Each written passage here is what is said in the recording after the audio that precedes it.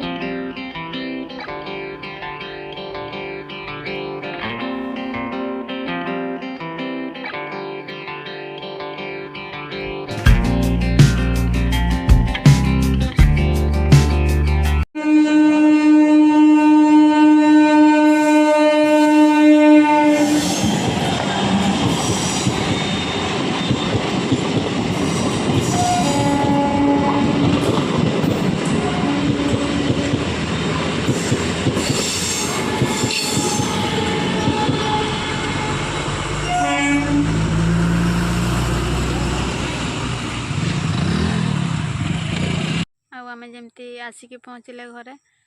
बापा भी थिलानी घरे माही थिला मेडिसिन आने तो बापा जाइए आम सहित आपाई बापा आसिले बाड़े जाइए पुणी आसिले तापर जाकि गले मेडिसिन आने नहीं आसिले तापर खाई खिया पिया करके पुणी संजय टे खरार बसी ताले आपण मानकू कारण जणै दउचे कोन कारण पई एते हठात आसीबा को पड़ला आगे आमे हमर जर्नी टा कहि दवा केमती सब रास्ता घाट कोन सब हैला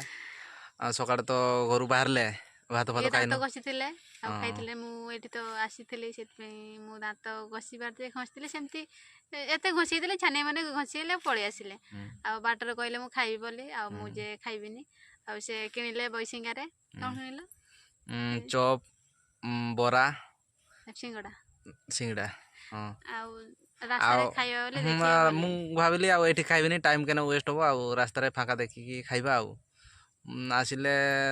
सेमती फाका जगह पाइलेनी खाली लुक हां लुक तापर तथा बेडा लेट हो जाउची आमे बाहर ले 8:30 बेलकू माने सेठी भी करि पालेनी वीडियो माने आका पाका बाहर पड़ला टिके एठी आस्ते को लेट हो तथा भी 11टा हो गलानी पहुंचते पहुंचते आ ये तो टिके स्लो चलांती कि बाकी हां एते स्लो माने लोक पाराई जे समस्या पछर हो जाइथिबे तार डर टिके अधिक थाए डर आ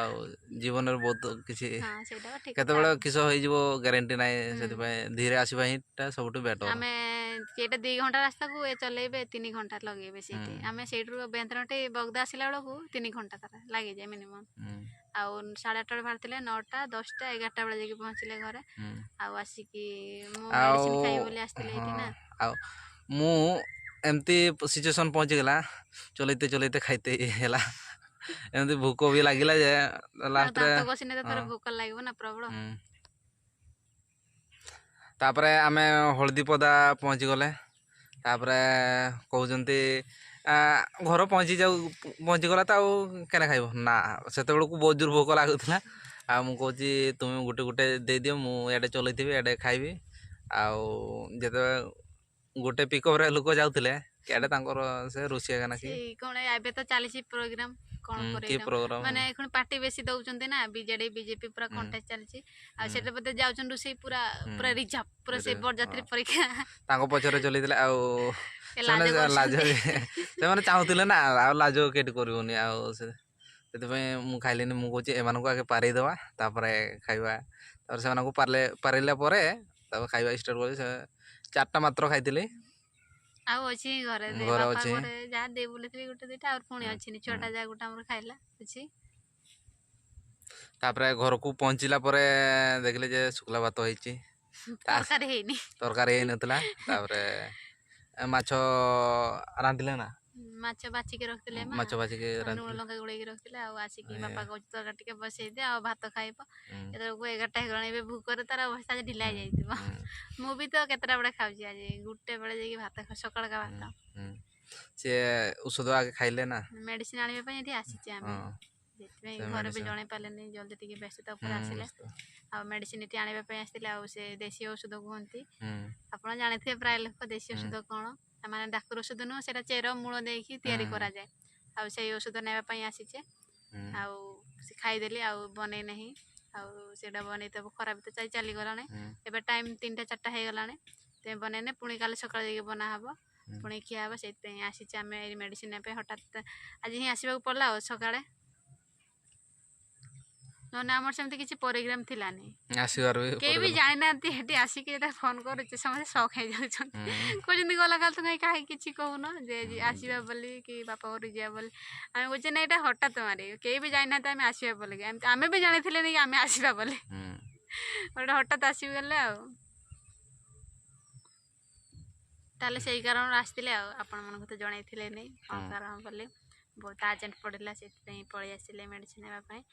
ତାହେଲେ ରହୁଛୁ ଆଉ ବାପା ଘରକାର ସବୁ କ'ଣ ସବୁ ବାଡ଼ିରେ ଚାଷ କରୁଛନ୍ତି ସେଇଟା ବାପା ତ ଟିକେ ବାଡ଼ିଆ ଚାଷ ଲୋକ ଆଉ ସେଇଟା ଆଉ ଗୋଟେ ଭିଡ଼ିଓରେ ଦେଖେଇବେ